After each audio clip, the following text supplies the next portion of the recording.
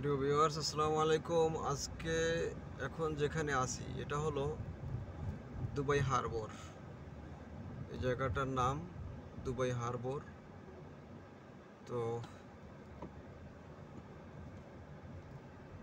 যেহেতু ঢুকে পড়লাম, একটু আপনাদেরকে দেখিয়ে নিই। এখানে এখনও মেনটেনেন্স চলতেছে, কাজ চলতেছে। আমাকে তো দাঁড়া করাচ্ছে।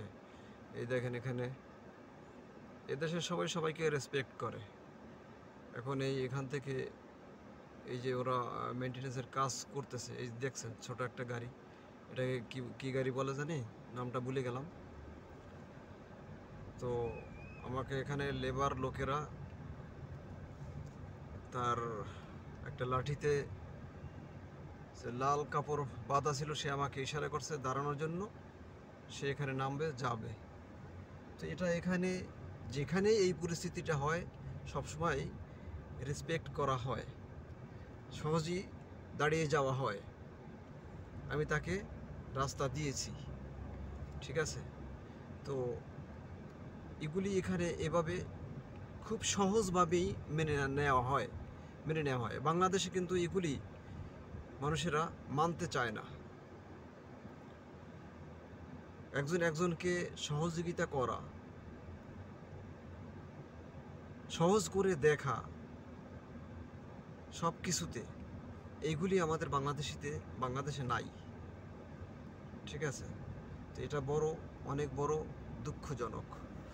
এই জায়গায় বিল্ডিং তো আপনার এতে আসতেছে না, আমি এতেও কি পাচ্ছি না, পাই নাই।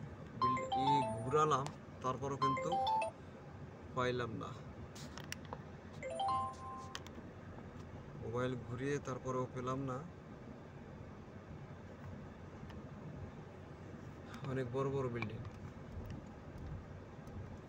আমি পেয়ে গেছি বুকিং। তো আপনারা টনটন শব্দ শুনলেন, অ্যাকসেপ্ট করলাম। একদম কাছেই আছি, 1 মিনিটের রাস্তাও না। আমি এখানে কাস্টমার উঠাবো।